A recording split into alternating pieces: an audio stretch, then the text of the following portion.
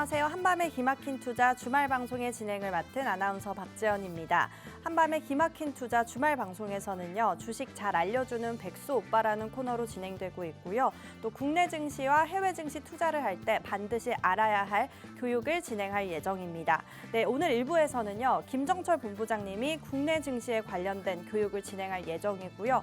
2부에서는 칼리 전문가님이 해외 주식과 해외 선물에 대해 교육을 진행할 예정입니다. 자, 그럼 오늘 1부 한번 시작해 보겠습니다. 김정철 본부장님 모셨습니다. 본부장님, 오늘 네. 어떤 주제로 가지고 나오셨을까요? 네, 제 이름을 좀 자연스럽게 부르지 못하시는군요. 제가 저랑 방송하기 좀 어색하시나 본데. 여튼 제가 오늘 교육하려고 가지고 나온 내용은 여러분들이 정말 좋아하는 내용입니다. 좋아하지만 애증이죠. 좋아하는데 날 힘들게 하는 2차 전지 화학 이쪽을 제가 집중적으로 오늘 해부해 볼 텐데 참고로 2차 전지 화학의 희비를 좀 얘기 드리려고 합니다. 2차 전지는 그래도 조금 가능성 있다라고 얘기 드리려고 하고 화학은 이거 대규모 파산이 안 나면 그나마 다행이다 이거 진짜. 우리나라 엄청난 위기가 화학 산업 때문에 오지 않을까라는 생각으로 제가 오늘 그 내용을 좀 자세히 얘기 드릴 테니까 어떤 종목을 피해야 되고 우리가 앞으로 어떻게 방향을 설정해야 되는지 나라 경제를 걱정하는 마음과 함께 오늘 같이 한번 보시면 좋을 것 같습니다. 네, 그럼 오늘 교육 시작하기에 앞서서 최근 수익률 흐름이 너무 좋습니다. 오늘 녹화를 하고 있는 8월 29일 금요일인데요. 한화엔진이 지금 급등을 하면서 수익률 100%를 달성했다고 하는데 리뷰 한번 들어볼까요? 네, 아까 이거 이제 어제 방송 보신 분들 어제 방송 보신 분들 한 번 한 얘기인데 좋은 얘기는 여러 번 해도 지나침이 없습니다. 수익 난 얘기 이런 얘기 많이 해야지 여러분 긍정적인 걸 많이 보셔야지 긍정적인 마음으로 투자가 잘 된다라는 거 다시 한번 얘기 드리고 화면 보시면 아시겠지만 하나엔진입니다. 제가 7월 1일 날 제가 하나엔진을 TV방송에서 가지고 나오고 여기다가 지금 7월 1일 날 오후 3시쯤에 종가 공략으로 제가 이렇게 하나엔진을 올려놨어요. 내용을 보시면은 종가 비중 추가해서 비중 없는 분들에서 추가하고 조선업 호조 구간, 본격 실적 구간, 보통 엔진, 조선의 엔진은 2년 정도 조선업황에 후행한다. 그렇기 때문에 지금이 제일 좋을 때다. 그렇게 얘기 드렸고 마지막에 하나엔진 종가에 그 종가가 어디 종가? KRX 종가. 저는 명확하게 해요. 아주 명확하게. 정말 사람들이 봤을 때 칼날에 베일 정도로 칼날에 베일 것 같은 그런 느낌으로 아주 정확하고 날카롭게 딱 비중 얘기 드리고 그 다음에 얘기 드렸는데 이게 지금 어느덧 급등에 급등을 거듭해서 지금 어떻게 됐냐. 오늘까지 해서 수익률이 100%를 달성을 했습니다. 아까 이거 쓸 때가 92%였고요. 지금 그러고 나서 방송 원고 쓰고 있는 동안에 더 급등해가지고 100%가 잠깐 넘었다가 지금 100% 살짝 안 되게 끝났어요. 지금 장 마감했는데 살짝 안 되게 끝났는데요. 우리 시청자 여러분들 그냥 제가 봤을 때는 뭐 이렇게 가볍게 그냥 항상 수익을 올리고 있다 우리가. 그리고 이 하나엔진 같은 경우는 우리가 그 전부터 공략을 했던 종목입니다. 공략했던 종목인데 이 공략한 이 하나엔진을 저희가 추가 매수한 거거든요. 추가 매수한 건데 이때 추가 매수할 때 시청자 여러분들이 저는 이 방송에 처음 들어와서 김정철 부장이 처음 봤는데 그럼 기존에 갖고 있지 않은데 추가 매수를 어떻게 합니까? 그런 분들을 위해서 또 신규 매수도 하라 그랬어요. 제가 신규 매수도 그렇게 해가지고 현재 한번 차트를 한번 볼 텐데 하나의 차트 여러분 마음의 준비를 하고 보십시오. 놀라지 마십시오. 하나의 차트 자 마음의 준비 좀 해보시면 이렇습니다. 보시면 아시겠지만 제가 얘기한 이 7월 1일부터 올라오는 속도를 보세요. 우왕 올라왔죠. 이 정도면 거의 그 지붕 뚫고 하이킥이죠. 그렇죠? 지금 현재 여기까지 올라온 상태고 지금 제가 봤을 때 하나는 이제 당연히 신고가고요. 보시면 아시겠지만 거의 이게 월봉인데 월봉 보시면 거의 무슨 엔비디아 부럽지 않은 그런 급등세를 보이고 있습니다. 조만간에 이제 수익 실현 할 텐데 아래다 QR코드 스캔하고 들어오신 분들은 제가 정확한 타이밍 제가 안내해 드리니까 반드시 이 부분 꼭 확인하시면 좋을 것 같고 이번에 이제 다시 한번 PPT 화면을 한번 보시면서 이거 말고도 더 있어요. 너무 많아서 제가 추린다고 추렸어요. 지금 방송 시간이 지금 짧아져가지고 제가 이거를 계속 얘기를 못 드리는데 방송 시간이 짧아진 만큼 좀 제가 압축해서 가지고 나왔습니다. 자, 오늘 S&T 에너지인데 S&T 에너지도 7월 23일 날 제가 톡톡한 주선생 박성현 TV 톡톡한 주선생에서 가지고 나왔는데 이 종목 역시 마찬가지로 오늘 급등 나왔어요. 나오기는. S&T 에너지가 미국의 S&T 그룹 전체가 미국의 공장 인수하고 미국의 마스가 뿐만 아니라 LNG 프로젝트를 본격적으로 같이 함께하기 위해서 여기다가 공장 아예 세우겠다라고 지금 해놓은 상태인데 그것 때문에 오늘 주가가 급등했었거든요. 급등했는데 오늘 장중에 그걸 많이 반납했습니다. 많이 반납했지만 그렇다 하더라도 여러분 그럼에도 불구하고 수익률 61%예요. 요거 빼고 오늘 윗꼬리 단 거 빼고도 61%입니다. 도대체 수익이 얼마나 났겠습니까? 그리고 에센트에너지는 이미 작년부터 공략한 거 치면 이것도 수익률이 100% 넘어갔어요. 아까 하나엔진 여러분 아까 이 하나엔진으로 제가 올해 수익률 100%가 10개째가 됐습니다. 10개째 수익률 100%였어요. 저는 이제 우리 시청자 여러분들 빨리 이럴 때 함께 해야 된다. 자, LNG 프로젝트가 알래스카 LNG 프로젝트가 얘기가 한미정상회 때 다시 나왔죠. 다시 나오고 그다음 LNG를 우리가 사가야 되는데 LNG 사갈 때 그럼 어떻게 사가야 되냐?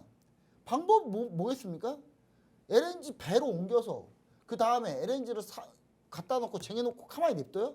LNG는 그냥 상온에 놔두면 기화돼 버리거든요. 그럼 어떻게 해야 돼? 이거 빨리빨리 써야죠. 빨리빨리 쓸 때 뭘 써야 됩니까?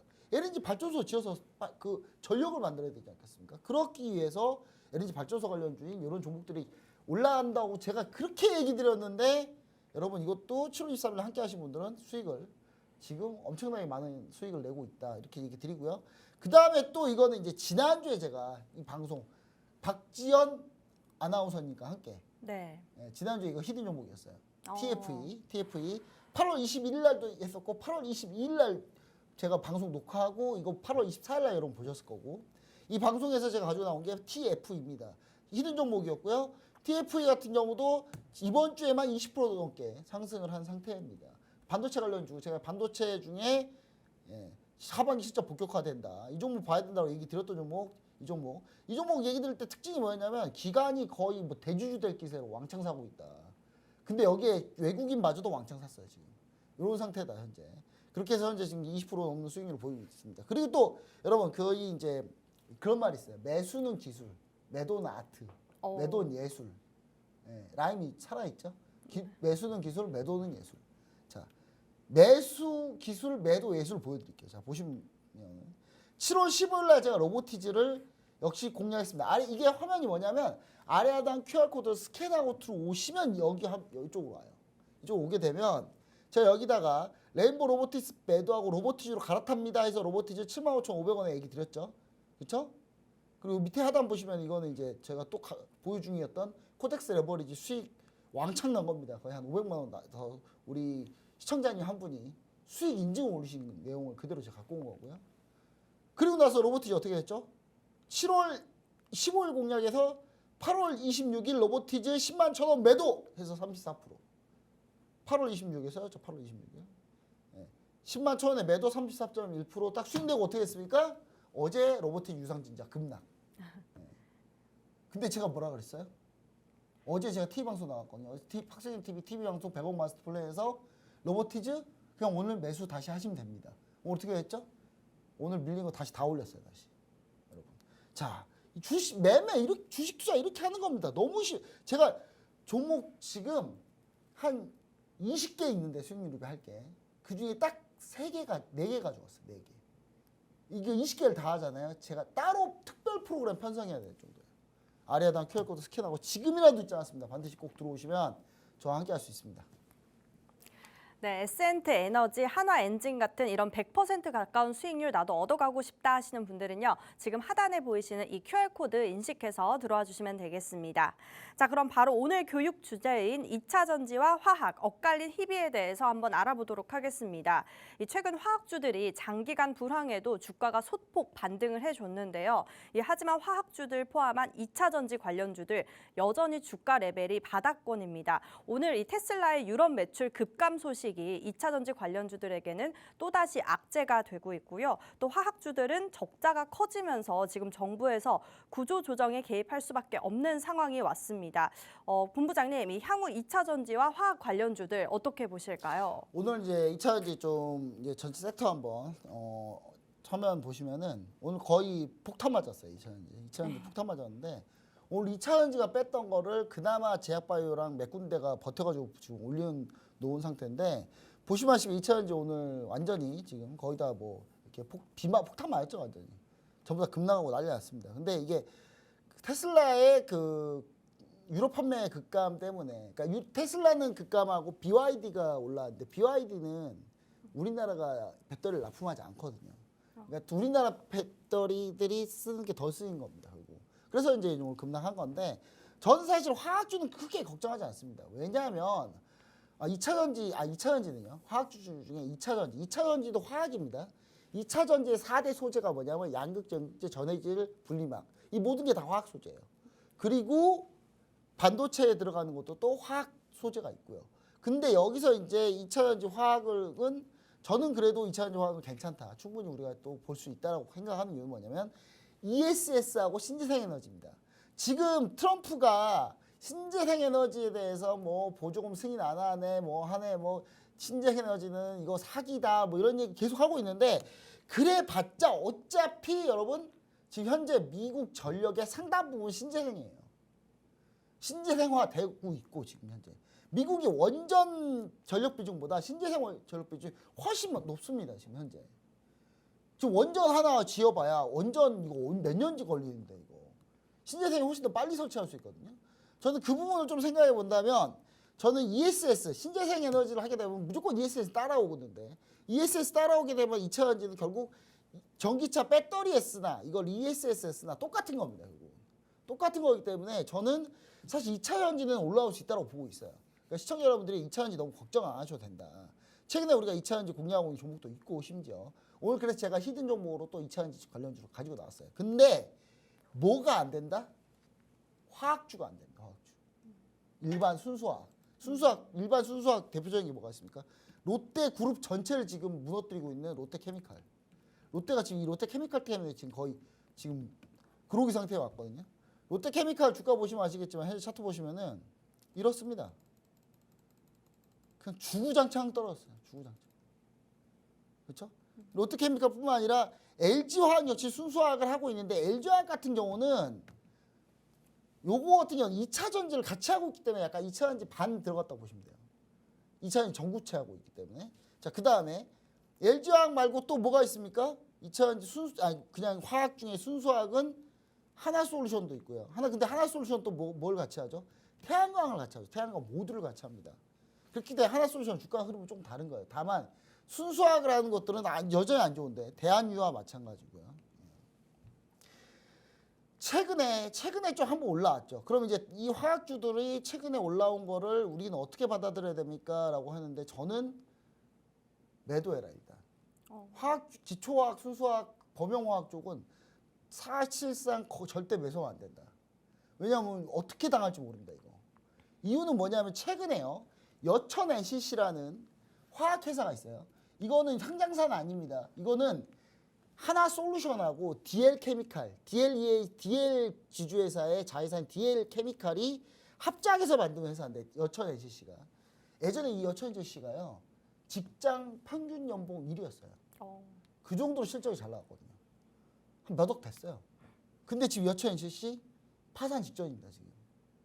지금 여천 NCC가 더 이상 부채를 못 막아서 이거 당장 지원 자금이 좀 필요하다 그래서 DL하고 하나하고 대판 쌈났어요. 이게 지분을 반반 갖고 있는데 하나솔루션 입장에서는 좀 더 돈을 투입하자였고 DL 입장에서는 이거 언제까지 돈을 쏟아 부어야 되느냐. 적자가 어마어마하거든요. 롯데케미칼을 보더라도 롯데케미칼 보시면 아시겠지만 롯데케미칼의 적자 수준 보십시오. 지금 뭐 이런 정도예요. 매년 2년에 1조 이상 적자예요. 계속. 이거 어떻게 언제까지 메꾸고 있습니까? 근데 여천 NCC도 똑같단 말이에요. 지금. 그런데 지금 이거 가지고 지금 최근에 문제가 생겼는데 그 우리나라 화학주의 도대체 문제는 뭐냐? 전체적인 문제는 여기 차트를 보시면 아시겠지만 WTI 차트를 보시면 유가가 일단 떨어지고 있다는 게 문제예요. 유가가 떨어지고 있으면 정제 마진이 좋지 않습니다. 절대로. 일단 이 구조가 깨져요. 일단.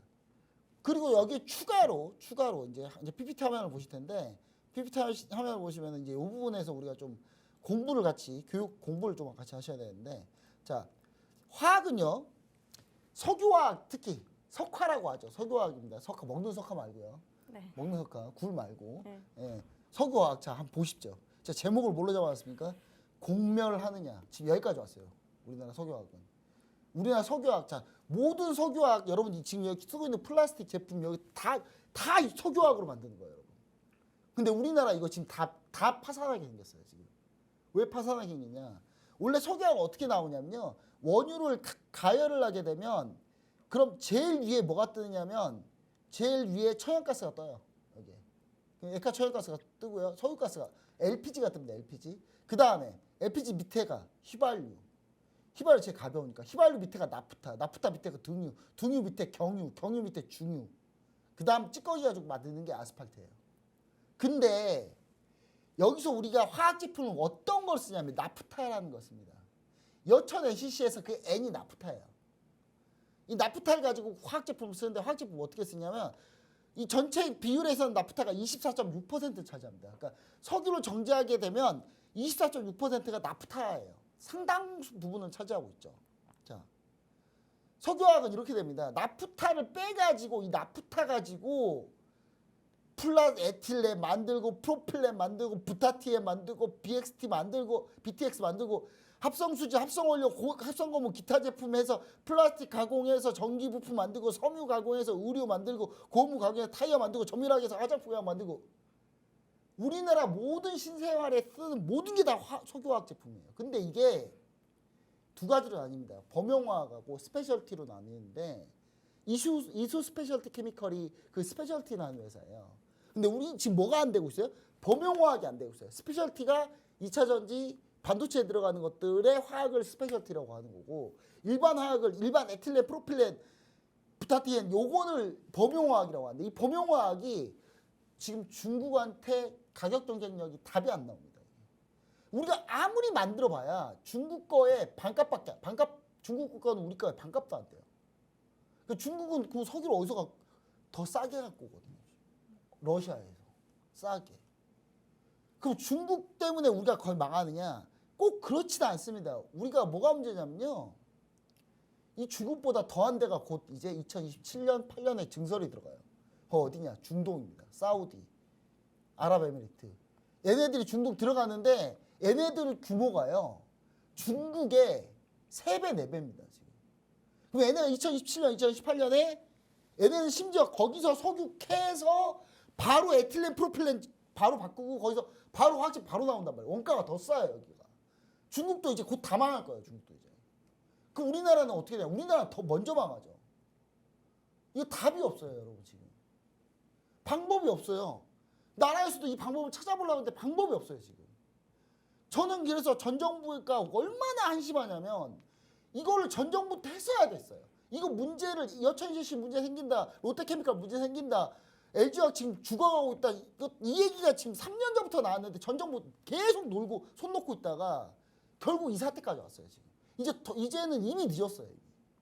지금 어떻게 해야 되냐? 지금 이재명 정부가 뒤늦게 이재명 정부가 이제 막 정권 잡고 이제 하는 게 뭡니까? 울면서 팔다리 잘라야 되는 상황입니다. 지금 이제 대규모 실업 사태 날 텐데 아마 여기 보시면은 울산광역시 같은 경우는 그나마 스페셜티를 좀 하고 있어요. 근데 전남 여수하고 충남 서산은 여기는 약 80% 실직할 거야 아마. 특히 여수는요 전체 인구의 상당 부분이 석유화학 종사자예요. 여기는 거의 이제 죽음의 도시가 될 가능성이 높아요. 얘가. 지금 이 정도까지 벼랑 끝에 몰려 있는데 이게 2027년 8년 되면 더 심해져요. 이거 우리나라가 다 견딜 수 있는 그 상황이 아닙니다.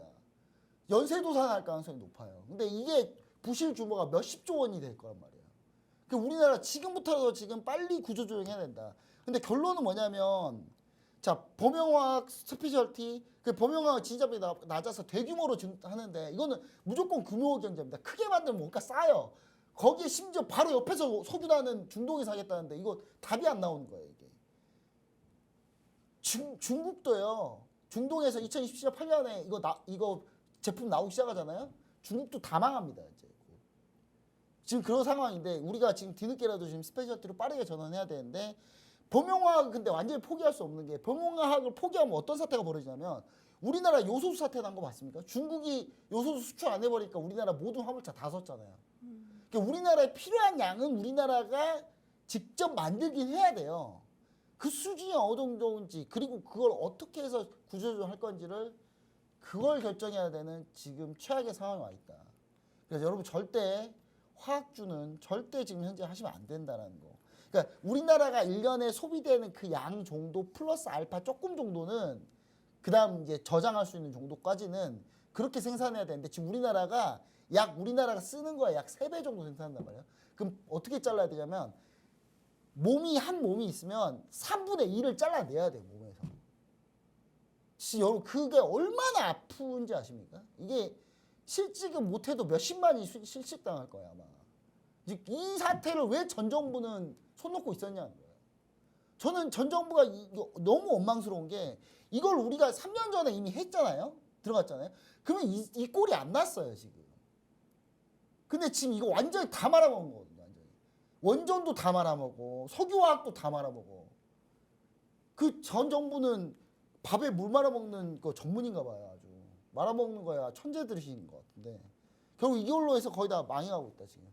그러니까 지금 여러분 이 정도는요 아무것도 아닌 게 중동에서 이거 나오기 시작하면 범용화학 제품 나오기 시작하면 이거 진짜 답 없습니다. 이거 진짜 파산 그냥 연쇄 파산이에요 전부 다. 제일 위험한 게 롯데고요 지금 현재. 그래서 여러분들이 그 부분을 좀 생각하셔야 돼서 그럼 이제 우리가 그럼 이쪽을 빼고 그럼 뭐 어딜 봐야 되냐. 그래서 제가 얘기 드리고 싶은 건 뭐냐면 2차 전지다. 2차 전지 쪽에서는 그래도 좀 그나마 괜찮다. ESS 성장세와 신재생 에너지 성장세가 있기 때문에 요 종목입니다. 2차 전지 장비사입니다. 이 회사는. 장비사고요. 2차 전지 장비를 납품하는 회사입니다. 2차 전지를 배터리를 만들기 위한 장비를 납품하는 회사인데 이 회사는 지금 2차 전지 회사 중에 정말 드물게 엄청난 호실적을 기록하고 있는 회사입니다. 그래서 이 종목을 좀 보시면 좋기 때문에 여러분 아래 하단 QR코드 스캔하고 들어오시면 이 종목의 종목명 알려드릴 거고요. 제가 그리고 한 종목 더 준비했습니다. 이건 이제 화학하고 좀 관련 없는 건데 상법 관련 세제 개편안 관련한 히든 종목 하나 있는데 증권주 하나 가지고 나왔으니까 증권주 다시 볼 때가 됐다. 정부 정책 수혜주고요. 상법 개정 세제 개편안 이슈로 증권주 금융주 다시 올라올 건데 요거 또 역시 아래 하단 QR코드 스캔하고 들어오시면 여러분들 이 종목명까지 해서 투자의 대안들을 알려드릴 겁니다. 하나솔루션 같은 경우는 화학주인데 반은 위험하고 반은 괜찮거든요. 이런 것들은 좀 자세한 투자 전략이 좀 필요합니다. 하나솔루션, LG화학 이런 것들은. 이런 종목들도 역시 마찬가지로 아래 하단 QR코드 스캔하고 들어오시면 제가 자세하게 전략을 다시 한번 언급해 드리도록 하겠습니다. 네, 오늘의 히든 종목 2종목 주셨습니다. 첫 번째는 2차 전지, ESS 수요에 따른 우리가 추가 상승 여력이 있는 섹터라고 해서 2차 전지 관련주에서 가지고 오셨고요. 두 번째는 세제 개편안 이슈에 따른 우리가 수혜 볼 수 있는 종목으로 들고 오셨습니다. 이 정확한 종목명 궁금하신 분들은요. 아래 하단에 QR코드 스캔해서 들어오시면 자세한 투자 전략 알려드린다고 하니까요. 지금 바로 입장해 주시면 되겠습니다. 네, 오늘 국내 이슈에 따른 교육은 여기까지 진행하도록 하겠습니다.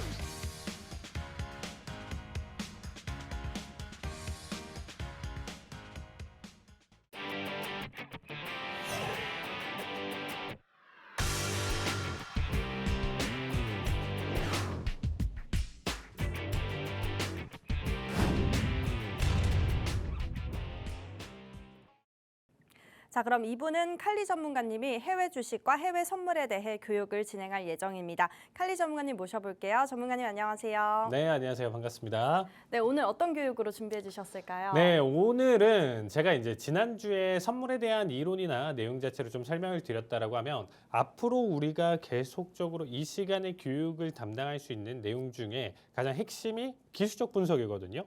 그럼 이 기술적 분석을 누군가는 만들었겠죠. 누군가는 만들었는데 어떻게 보면 이 기술적 분석의 창시자 두 분에 대한 내용 자체를 가지고 이론으로 있는 내용들을 오늘 준비를 했으니까 채널 고정하시고 많은 시청 부탁드리도록 하겠습니다.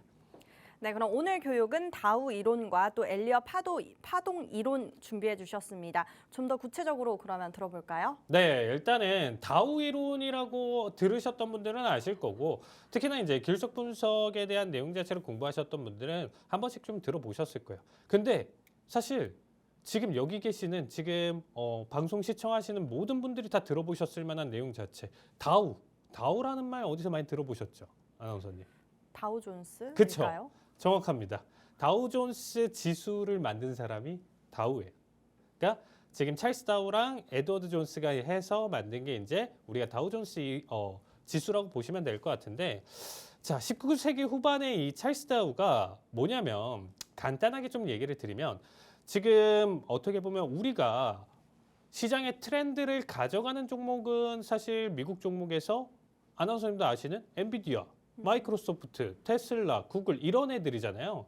그러니까 사실 얘네들의 지금 현재 뭐 우리가 M7, 매그니피션트 7이라고 가져가면서 혁신주, 어떻게 보면 지금 현재 미국의 가장 핫한 내용들을 가져가는 공룡 기업들인데 얘네 7개 종목들이 지금 현재 상승을 하냐 하락을 하냐에 따라서 시장의 방향성이 결정이 되죠. 무슨 말이냐면 나머지 섹터에서 뭐 오르고 떨어지고 뭐 반복을 가져간다라고 하더라도 탄탄하게 이 M7들이 받쳐준다라고 하면 결국엔 지수는 올라가는 형태를 보여준다는 거예요. 그래서 우리가 항상 집중 있게 보는 거고 얘네 시총 자체가 워낙 크기 때문에 얘네 움직임만 보더라도 시총 일부에 대한 내용 자체를 크게 반영을 하기 때문에 어쩔 수 없이 지수에 크게 반영이 된다. 우리는 이거를 지금 현 시대에서 살고 계신 분들은 당연하게 생각을 하고 있습니다. 근데 이때 당시에 찰스 다우가 살던 시기에는 철도랑 그쵸 뭐 공업, 제조업 이런 게 지금 와서 본다라고 하면 M7들이에요. 그 시기에 150년 전이잖아요. 그러니까 150년 전의 혁신 내용 자체는 철도나 이제 제조업, 공업 같은 기업들이 어떻게 보면 지금의 M7이다. 근데 이때 당시에 뭔가 중구난방이었어요. 그러니까 사실 어떻게 보면 이 종목 저 종목 상승 하락 그리고 이제 뭐 지금처럼 우리가 컴퓨터로 실시간으로 차트 초 단위로 가격 변동을 알아볼 수 있는 시기가 아니었잖아요. 그래서 주가의 변동성이라든지 규칙이라든지 이런 부분들을 찾기 굉장히 좀 어려웠었다. 그래서 결론적으로 이 사람도 공익을 위해서 다우존스 지수를 만든 게 아니고요. 본인이 알기 쉽게 그리고 본인이 이거를 통해서 돈을 벌기 위해서 지수를 만들었다라고 보시면 되겠습니다. 그래서 이분이 다우존스 지수를 만들어 놓고 처음부터 이 내용을 만든 게 아니고 철도 기업들 모아가지고 지수 만들고 뭐 공업 기업들 만들어서 지수 만들고 얘네들을 합쳐서 만들고 이런 식으로 확장을 해서 가져왔는데 결국에는 하나의 지수가 만들어진 거잖아요. 다우존스 지수가 만들어진 거잖아요. 그러면 이 지수를 갖고 이 흐름을 보면서 연구를 많이 했던 거예요.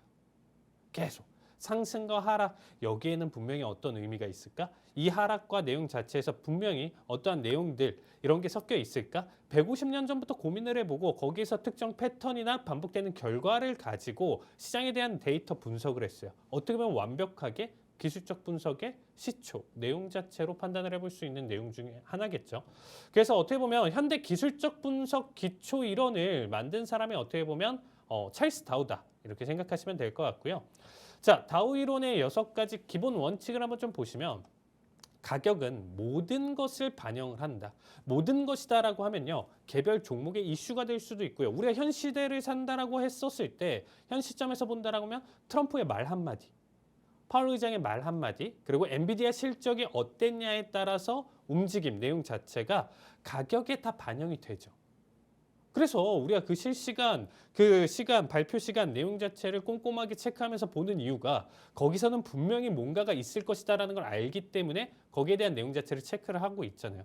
이제 와서는 당연하지만 그리고 우리는 그냥 집에서 컴퓨터 켜고 뉴스 보고 차트 보고 거기에 맞춰서 대응을 하면 되는 건데 이때 당시엔 굉장히 좀 어려웠겠죠. 그런 부분들이. 그런데도 이런 원칙을 일단은 좀 만들었다. 그리고 시장에는 3가지 추세가 있는데 장기, 중기, 단기 추세에 대한 내용 자체를 이때 확립을 했어요. 그러면 이 추세에 대한 내용 자체를 사실상 이제 좀 거대한 어떻게 보면 이 파도에 대한 내용 자체로 좀 설명을 했거든요. 그러니까 이제 장기 추세라는 것 자체는 1년, 2년, 3년에 걸친 어떻게 보면 큰 그림을 가져가기 때문에 바다로 비유를 해봤을 때 우리가 조수간만의 차 어떻게 보면 그 큰 흐름 자체를 얘기를 하는 거고요. 중기는 어떻게 보면 파도의 큰 물결 그리고 그 안에서 잔파동을 가져가는 내용 자체를 단기라고 얘기를 했어요. 그러니까 그 모든 게 모여서 그쵸 단기적인 물의 흐름 그리고 파도가 만들어지고 거기서 조수간만의 차가 만들어지는 이런 모든 내용 자체를 파도에 빗대어서 일단은 좀 가져왔고 추세에 대한 내용 자체를 좀 더 구체적으로 확립을 했습니다. 3단계 과정을 가져왔는데 축적, 대중 참여 단계 그리고 분산 단계 이런 식으로 확립을 했고요. 지수는 상호 확인이 되어야 된다. 그래서 산업, 운수, 운송 지수는 동반적으로 확인이 돼야 된다. 뭐 산업이 무조건 좋은데 운송 자체는 그냥 무조건 떨어진다. 말이 안 되는 거잖아요. 산업이 좋으니까 운송 자체도 좋은 거잖아요. 그러니까 거기에 대한 동반 내용 자체를 조금 더 확인을 하면서 어떻게 보면 연관돼 있는 거는 비슷한 커플링, 연관되지 않고 정반대 흐름을 가져가는 거는 딥커플링 뭐 이런 내용 자체를 이미 이때 당시에 150년 전에 정말 대단하죠. 그리고 거래량은 추세를 확인을 한다. 그리고 추세는 명확한 반전 신호 전까지 지속된다라고 얘기를 했습니다. 자, 이게 무슨 말이냐면 계속 올라요. 우리 지금 현재 나스닥 지수 보시면 아시겠지만 그냥 계속 오르잖아요, 아나운서님. 네. 이 오르는 이 형태를 어떻게 보면 물리 법칙에서 우리가 어렸을 때 배웠었던 관성의 법칙에 대한 내용 자체를 가져가면서 얘기를 하는 거예요. 추세가 나와준다라고 하면 상승 추세가 나와준다라고 하면 명확한 반전 신호 전까지는 계속 상승이다. 뭐 조금의 눌림이나 내용 자체는 있겠죠. 그런 흐름 자체 앞에서 파도를 얘기를 했었던 것처럼 그런 흐름 자체를 가져가지만 명확하지 않는다라고 하면 그 추세로 계속적으로 가져가려는 힘이 계속 있기 때문에 상승은 상승을 지속하고 하락은 하락을 지속한다. 명확한 반전 신호 전까지는 계속적으로 지켜봐야 된다. 이 내용 자체를 이미 과거에 좀 가져왔었다. 그리고 이제 1차, 2차, 3차 추세로 일단은 좀 가져가는데 앞에서 얘기 드렸던 것처럼 뭐 1차 추세 같은 경우는 이제 수년간 이어지는 장기 상승 하락이고요. 2차 추세 같은 경우는 우리가 어떻게 보면 한 6개월 정도 단위 그 미만 내용 자체를 어떻게 보면 중기 추세 2차 추세로 일단 좀 바라보고 3차에 대한 내용 자체로 본다면 그 안에서 더 작은 일간, 주간 우리가 시간 단위로 판단할 수 있는 추세라고 보시면 되겠습니다. 그리고 이제 추세 앞에서 좀 얘기를 드렸던 축적기 그리고 대중 참여기, 분산기 이렇게 세 가지가 있는데 축적기 같은 경우는 당연히 시작 지점이에요. 근데 이 주식이 어떻게 보면 시작 지점이다라는 거는 신규 상장을 했기 때문에 여기서 시작 지점이구나 라고 생각하실 수가 있는데 그 부분이 아닙니다. 이미 사이클 자체가 계속적으로 반복된다라고 생각하시면 돼요. 무슨 말이냐? 어떻게 보면 큰 흐름 자체로 큰 상승을 보였다가 큰 하락도 보여줄 수 있고 우리가 역사적으로 버블이다, 쇼크를 가져가는 리먼 사태다 이런 부분들을 가져가는 것처럼 큰 상승과 하락이 있으면 정말 이 하락 저점 부근에서 축적기가 일어난다라고 보시면 돼요. 근데 최바닥이다. 아나운서님. 최바닥인 종목들만 안다라고 하면 금방 조단위 부자가 될 거예요. 그렇죠? 예. 바닥을 몰라서 우리가 이렇게 힘든 거잖아요. 그러니까 이 축적기 때는 사실상 소수의 정보위 투자자들만 매집을 하는 거고요. 만약에 이제 만 원까지 떨어진 주식이 있어요. 그럼 여기서 사는 사람들은 정말 극히 일부. 뭐 50만 원짜리가 만 원짜리가 갔으면 정말 여기서 사라라고 하면 사실 건가요? 안 사겠죠. 네. 이미 앞에서 90% 이상 하락을 했던 종목인데 사라고 하면 이게 뭔가 있는 거 아니야? 별로 안 좋은데 앞에 흐름이 안 살래가 되는데 누군가는 산다는 거예요. 여기서. 그래서 소수 투자자 매집이 있고 그다음에 이제 대중 참여기가 이루어지면서 기관 대중 참여들 어느 정도 일부 상승 바닥 대비 30% 올랐네 50% 올랐네 이제 사도 되겠다 이거 괜찮아졌네 무슨 호재가 있구나라고 하고 대중 참여가 이루어지고 분산기 같은 경우는 이제 고점 부근에서 스마트머니에 대한 이탈 거래량 둔화가 만들어지는 거예요. 우리가 최고점에서 피크를 찍고 떨어졌었던 거 뭐 사실 지금 물리신 분들도 좀 계시겠지만 2차 전지 대표적이죠. 네. 어떻게 보면 큰 산을 그리고 떨어졌던 것처럼 완벽하게 분산기 내용 자체를 가져가면서 하락기를 가져갔었던 종목. 이 내용 자체가 어떻게 보면 3단계 이론으로 계속적으로 좀 이루어진다라고 보시면 되겠습니다. 사실상 150년 전 이론이다 보니까 앞에서 내용 자체를 보신다라고 하면 일부 한계점 자체가 좀 많이 일단 좀 가져갈 수 있다. 우리가 추세로 끌고 갈 수는 있겠지만 현재 어떻게 보면 선물 대응이라든지 단타, 데이 트레이딩 가져가시는 분들 같은 경우는 사실상 실시간 매매보다는 조금 더 중장기적인 추세, 파도의 흐름, 내용 자체 우여곡절을 다 버티면서도 계속적으로 지켜보셔라 라는 어떻게 보면 이론에 대한 관점이기 때문에 사실상 좀 한계점이 좀 많이 존재를 한다. 그리고 어떻게 보면 조정이나 내용 자체를 좀 판단을 해봤을 때 다우는 이전부터 382, 0.5, 618 조정 우리가 알고 있는 피보나치 조정에 대한 내용 자체를 이미 그때 당시에 감각적으로 지수를 그려가면서 거기에 대한 눌림, 비율 자체를 계속 통계를 시키면서 거기서 이미 확립을 가져왔습니다. 그래서 이 부분 자체는 나중에 시간이 될 때 우리가 이 교육 시간 때 한 번 더 다뤄볼 거고요. 두 번째로는 어떻게 보면 다우 이론을 가지고 새롭게 확립된 지금 현 시대에 어떻게 보면 가장 위대한 이론으로 지금 가져가고 있는 엘리엇 파동 이론에 대해서도 간단하게 설명을 드리도록 하겠습니다. 어떻게 보면 다우 이론에서 파생된 원리, 충분히 이제 넬슨 엘리엇 같은 경우도 이 부분에 대한 내용 자체를 조금 많이 인정을 했어요. 거기에서 어떻게 보완을 해서 본인 걸로 이제 좀 만들었다라는 얘기를 좀 가져왔는데, 다우 이론 같은 경우는 추세 지속과 이제 어떻게 보면 반전에 대한 내용 자체, 이런 좀 큰 틀에 대한 내용 자체를 가져갔다라고 하면, 엘리엇 파동 같은 경우는 앞에서에 대한 내용 자체를 보완을 했다라고 얘기를 드렸잖아요. 그러니까 보완을 가져갔다라는 것 자체가 조금 더 세밀하게 수학적 패턴화와 공식화를 시켰다라고 보시면 되겠습니다. 그리고 이제 가격의 움직임 속 반복되는 파동, 프랙탈 구조를 발견을 했다라고 얘기를 했는데, 요거는 한번 우리가 조금 설명을 좀 드려볼 필요가 있을 것 같아요. 프랙탈 구조가 뭐냐면요, 계속 같은 내용 자체가 반복되는 형태예요. 그럼 이거를 지금 보시는 분들은 이거예요. 엘리엇 파동이 이제 기본적으로 이렇게 1파, 2파, 3파 이렇게 상승을 보여주다가 하락으로 지금 조금 마우스에 좀 문제가 있어서 자 이렇게 그려볼 텐데, 상승과 그래서 상승 5파와 하락 3파로 이루어져 있거든요. 엘리엇 파동 이론은. 그래서 결국에는 우리가 생각해 볼 만한 내용이죠, 아나운서님. 상승도 했다가 상승했었던 종목 당연히 하락도 하고, 또 이 하락 뒤에는 또 상승도 보여주고 하락하고, 이런 부분들의 반복이잖아요. 그럼 프랙탈 구조는 뭐냐면, 이 앞에서도 중간에 앞에서 상승 하락을 보여줬는데 여기서도 상승 5파와 하락 3파로 이루어져 있다. 또 쪽에서 보니까 이 작은 움직임 자체도 상승 5파와 하락 3파로 이루어져 있다. 어떻게 보면 똑같은 패턴이 작은 움직임에서도 똑같이 관측되고, 더 작게 바라보니까 현미경으로 계속 관측하는데 계속 똑같은 게 보이는 형태를 가져간다라고 보시면 돼요. 이게 프랙탈 구조라고 보시면 되겠습니다. 그러면 조금 더 우리가 분단위, 초단위, 어떻게 보면 틱단위 기준으로 좀 만들어질 수 있는 그 세부적인 파동 변동성마저도 체크가 들어간다라는 겁니다. 조금 더 우리가 현 시대에 맞춰서 사용할 수 있는 내용 자체 이론이라고 보시면 될 것 같고요. 즉 다우 이론 같은 경우는 큰 틀의 추세, 엘리엇 이론 같은 경우는 세부 파동에 대한 구조와 내용 자체를 맞춰줬다라고 보시면 되겠습니다. 자, 연결고리라고 좀 판단해 볼 수 있는 내용 자체는 뭐냐면, 다우 이론 같은 경우는 이제 큰 흐름, 추세 지속, 전환 시점 내용 자체를 이제 보여주면, 큰 추세 속 작은 세부 파동까지 결론적으로 엘리엇 파동만 안다라고 하더라도 다우 이론을 어느 정도 공부를 하면서 거기에 대한 보완적인 내용 자체를 가져간다라고 보시면 돼요. 그러니까 우리가 더하기 빼기를 배웠는데 곱하기 나누기는 전혀 다른 거다라고 생각하시는 분들은 공부 다시 하셔야 됩니다. 그렇죠? 공부 다시 하셔야 돼요. 왜냐하면 더하기 빼기가 결국에는 발전돼서 곱하기 나누기가 된 거예요. 그렇죠? 개수에 따라서 거기에서 만들어진 거니까. 그러니까 어떻게 보면 다우 이론은 더하기 빼기라고 하면 엘리엇 파동은 곱하기 나누기다. 조금 더 확장된 결과다라고 생각하시면 되겠습니다. 자, 다음으로는 엘리엇 파동 이론 개요 내용 자체로 본다라고 하면, 사실 그렇게까지 큰 내용 자체는 세부적인 걸로 가져가면 이거 몇 시간 걸려요, 아나운서.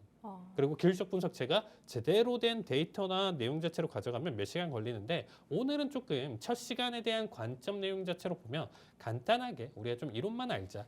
그래서 시장은 앞에서 좀 설명드렸던 것처럼 상승 5파와 하락 3파로 이루어져 있다. 이러한 규칙적인 패턴을 계속적으로 이어진다라는 거예요. 앞에 상승을 할 때는 5가지 파동.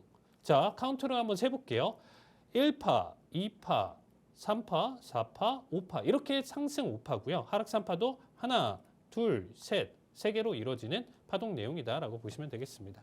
자, 그래서 조정 상승 5파도 사실상 조금 더 쪼개서 본다라고 하면 상승 1, 3, 5파 그리고 조정인 2파동, 4파동이 존재를 하고, 조정 국면은 3파동, A, B, C 파동으로 가져간다. 그래서 합쳐서 8파동 사이클이 만들어진다라고 얘기를 하고 있고요. 이 안에서 여러 가지 내용 자체가 존재를 하는데 피보나치 수열에 대한 내용 자체를 굉장히 좀 많이 살려서 가져가는 이론이고 저 역시도 이 피보 이론에 대한 내용 자체는 현재 코인 차트가 됐든 우리가 선물 차트가 됐든 개별 주식 종목들마저도 굉장히 좀 잘 맞아 떨어지는데 어떻게 보면 피보나치 수열에 대한 내용 자체를 접목시켜서 가져가는 이론이라고 보시면 되겠습니다. 그 부분은 좀 자세하게는 좀 어려울 수 있으니까 좀 패스를 하고요. 자, 파동에 대한 규칙 내용 자체를 조금 살펴볼 텐데 자, 간단하게 이 파동은 1파의 시작점을 하회할 수가 없다. 자, 앞에서 보시면 이 파동은 1파동의 시작점까지 내려오면 안 된다라는 거야. 그러면 무슨 말이냐면 여기서 시작이 지금 1파, 2파 눌림인데 이 눌림 자리값이 이전 저점을 내려가면 안 된다라는 거예요. 자, 여기 자리값이 이 밑에까지 떨어지면 안 된다라는 거죠. 자, 차트를 보시면 여기가 시작 지점인데 이 밑으로 떨어지면 안 된다. 여러분들 간단하죠? 그리고 두 번째 내용 자체는 3파는 반드시 강하거나 길어야 합니다. 요거는 사실 책에서 이제 나와져 있는 이론이나 내용 자체에서는 좀 어떻게 나와주냐면 결국에는 같은 얘기긴 하지만 가장 짧으면 안 된다요. 세 개의 이제 강한 상승 파동이 있는데 1파, 3파, 5파를 기준으로 본다라고 하면 적어도 3파는 제일 짧으면 안 된다. 그리고 웬만해서는 가장 긴 파동이 된다라고 보시면 될 것 같고요. 그리고 4파 같은 경우는 1파의 고점을 침범하지 않는다. 아까 우리가 1번 내용과 어떻게 보면 좀 흡사 내용 자체를 가져갈 수 있고 이게 어떻게 보면 파동을 우리가 공부하는 내용 자체의 핵심이라고 보시면 되겠습니다. 앞에 설명드렸었던 프랙탈 구조, 5-3 구조가 무한히 반복되는 결과값이고요. 이 5-3 그리고 총 합쳐서 8개의 파동 사이클로 넘어가는 게 피보나치 수열에서 있는 존재하는 숫자들이에요. 프랙탈 구조로 조금 더 생각해서 본다라고 하면 그 안에서 만들어지는 개수나 내용 자체를 또 판단해 본다라고 하면 이거 역시 연속적인 피보나치 수열에 대한 수, 내용 자체를 유지를 하면서 계속적으로 이어가는 내용이다. 피보나치는 굉장히 좀 재밌는 수열 중에 하나인데 자연에 어떻게 보면 무질서도가 크게 있는 내용 자체를 어떻게 보면 규칙성을 잡아가는 유일한 저는 수열이다라고 좀 얘기를 드릴 수가 있어요. 그럼 피보나치 수열, 뭐 어렸을 때 들어보셨죠, 아나운서님? 근데 정말 많이 들어본 내용 중에 하나는 황금 비율. 황금 비율이라는 얘기는 많이 들어봤죠. 그게 피보나치 비율인 1대 1.618이에요. 그럼 황금 비율로 지금 가져갈 수 있는 우리가 만들어진 게 뭐냐면 피라미드 구조. 그리고 모나리자의 어떻게 보면 얼굴 비율 자체가 황금 비율이다. 예전에는 저 어렸을 때 광고에서는 황금비 뭐 이런 거 해가지고 이제 뭐 화장품이나 이런 거에서 이제 좀 광고가 좀 나왔었던 걸로 좀 기억하는데 뭐 TV 보신 분들은 아실 거예요. 그래서 그 정확한 황금비가 1대 1.618 그 부분 자체가 피보나치에서 나왔다라고 보시면 되겠습니다.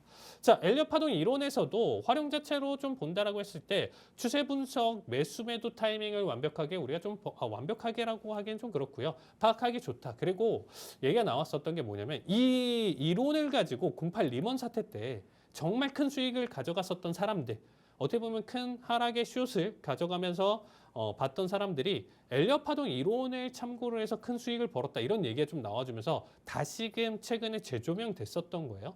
그리고 이제 좀 한계점으로 좀 본다라고 하면 주관적 해석 자체가 지금 여지가 굉장히 좀 크다 이런 부분들이 좀 아쉬운 부분 중에 하나고 그리고 이제 패턴 왜곡 발생 가능성이 있습니다. 그리고 보는 사람들마다 가장 좀 단점 중에 하나가요. 왜냐면 이 앞에서 사실상 얘네만 존재한다라고 하면 딱 보기가 쉬워요, 여러분들. 지금 노란 색깔로 보여져 있는 파동만 보면 쉬운데 앞에서도 이런 움직임들이 다양하게 있고 이 안에서의 연속점이다라는 거죠. 뒤에도 사실 그렇죠. 어떻게 움직일지 모르는 이 연속점 중에 가격의 변동성 중에 이 구간은 딱 엘리엇 파동 구간이구나 이렇게 체크하기 어려워요. 근데 더 중요한 건 뭐냐면요. 이미 차트가 다 완성되면 대응할 게 없어요. 이해되시나요? 차트가 다 완성되면 아니 만약에 여기서 이 그림이 그려졌다라고 가정을 하는데 다 완성되면 뭐예요? 그래 이쁘게 엘리엇 파동이 만들어졌구나. 엘리엇 파동을 대응하고 우리가 생각해 볼 수 있는 내용 중에 하나가 뭐냐면 1파냐 내가 지금 조정 파동이냐라고 생각하면서 여기까지 타겟을 볼 것이냐 혹은 이 하락에 대한 내용 자체를 생각하면서 여기를 숏으로 볼 것이냐 이 사이에서 타이밍을 봐야 되는데 완성되고 나서는 의미가 없다라는 거죠. 주가가 5만 원짜리가 50만 원이 이미 갔으면 살 거리 되는 거지 이제 사야지가 아니잖아요. 그러니까 그런 개념이라고 보시면 될 것 같아요. 그래서 타이밍이나 내용 자체는 좀 초보자분들은 찾기가 좀 어렵기 때문에 정말 내가 이 엘리엇 파동을 활용하고 싶다 하시는 분들은 조금 더 깊이 있는 공부 그리고 백테스팅 충분히 가져가야 되고 제 생각에는 최소 6개월에서 1년 동안은 내내 매일같이 이 공부를 하셔야 적어도 엘리엇 파동에 대한 내용 자체를 가지고 활용을 할 수 있다 이렇게 정리 드리도록 하겠습니다. 네, 그러면 이제 다우 이론에서 좀 더 심화된 게 엘리엇 파동 이론으로 정리해 볼 수 있을 것 같은데요. 그러면 이 이론들을 사용을 하면서 우리가 좀 투자를 해볼 만한 오늘의 히든 종목도 좀 받아볼 수 있을까요? 자, 일단은 뭐 활용 내용 자체로 일단은 첫 질문을 좀 주셨는데 네. 첫 질문 기준으로 좀 얘기를 드리면 좀 충돌되는 관점 자체가 좀 같이 놓여져 있습니다. 무슨 얘기냐면 다우 이론으로 좀 본다라고 했었을 때 지금 현재 이 나스닥에 대한 상승 내용 자체를 한번 좀 보시면 결국엔 관성의 법칙으로 특별한 이유나 내용 자체가 없다라고 하면 현재 추세가 계속적으로 연결된다라는 거예요. 그러면 지금 지수는 계속적으로 가겠네라고 생각할 수 있는데 언제 충격 줄 줄 알고 그렇죠? 충격 자체가 없잖아요. 그래서 충격이 없는 상황이나 내용 자체로 여러분들이 생각해 봤을 때 지금 좀 막연한 구조다라고 생각해 볼 수 있지만 앞에서 스마트머니에 대한 이탈, 분산 관점, 2차 전지 관련 종목들의 폭락 내용 자체를 본다라고 하면 여기 구간대가 이론상 내용 자체로 좀 판단을 해봤을 때 분산 구간일 가능성이 굉장히 좀 높습니다. 토요일 방송에서도 제가 좀 얘기를 드렸었지만 이 구간대의 내용 자체로 우리가 좀 살펴봤었을 때 현재 기준점으로 지금 살펴본다라고 하면 계속적으로 넘겨주고 있어요. 지금 23,720짜리 값 유지하고 있는데 계속 넘겨주고 있어요. 뭐냐면 상승 계속 시장 참여자들한테 계속 올라갈 거야를 계속 강조를 하면서 여기서 빨리 사 얘기를 계속 하고 있거든요. 그럼 시장 참여자들은 땡큐 지금 엔비디아 사야지, 지금 마이크로소프트 사야지, 지금 구글 사야지 이 내용 자체를 가져가면서 바라본다라고 했었을 때 사실상 시장 참여자들은 당하고 스마트머니는 이탈하고 이후에 폭락 가능성이 있다. 그런 관점으로 한번 좀 우리가 어떻게 보면 도구나 내용 자체는 다음 시간 다다음 시간 계속적으로 제가 알려드릴 테니까 거기에 대한 판별은 다음 시간에 가져가 보고요. 다우 이론 내용 자체로 생각해 본다라고 하면 이 정도 내용 자체 살펴볼 수 있고 얘기하신 것처럼 히든 종목 한번 좀 얘기를 드리도록 하겠습니다. 최근 히든 종목 자체가 제가 EBS, 이머전트 바이오 솔루션이라는 기업인데요. 아마 아나운서님이랑 같이 했었던 기업이었을 것 같아요. 그렇죠? 네, 맞아요. 이거 펜타닐 치료제 30% 넘는 급등 보여줬어요. 진입하고 나서 30% 넘는 급등 보여주다가 지금 그래도 10% 이상 보여주고 있거든요. 이 종목 괜찮다 얘기를 계속 드렸습니다. 근데 이제 인텔리아 테라피틱스 같은 경우는 조금 아쉬워요. 진입하고 나서 이제 좀 큰 하락을 보여줬는데 최근에 지금 오늘자 프리마켓 기준으로도 반등 강하게 나와줬고요. 자, 오늘자 준비한 내용은 UiPath입니다. 정말 괜찮아요. 제 기준으로는 지금 현재 앞에서도 사실 제가 힌트를 드리면서 여기서 제가 작도를 좀 가져왔었는데 이 종목 현금 흐름이나 최근 내용 자체도 굉장히 좀 괜찮고요. 어떻게 보면 지금 낙폭 대비 기준으로 반등 타이밍 내용 자체를 보여줄 수 있기 때문에 피보나치 기준점 내용 자체를 좀 살펴보신다라고 하면 382618 그래서 지금보다 2배, 3배 정도까지 바라볼 수 있고요. 정확한 진입 타이밍이나 내용 자체는 오른쪽 하단 QR로 제가 알려드릴 테니까 참여해 주시고 많은 질문 주시면 제가 답변 드리도록 하겠습니다. 네, 지난 히든 종목 EBS로 단기간에 두 자릿수의 상승률 보여주셨습니다. 이런 두 자릿수의 상승률 나도 얻어가고 싶다 하시는 분들은요. 지금 하단에 QR코드로 들어오시면 오늘의 히든 종목과 또 매수 매도 타점까지 정확하게 알려드린다고 하니까요. 궁금하신 분들은 지금 바로 이 하단에 QR코드로 들어와 주시면 되겠습니다. 네, 오늘 저희가 준비한 내용은 여기까지입니다. 본 방송에서 제공되는 정보는 투자 판단에 대한 참고 자료일 뿐이며 해당 종목에 대한 상승과 하락은 보장드리고 있지 않습니다. 저희는 다음 시간에 뵐게요. 시청해주신 여러분 고맙습니다.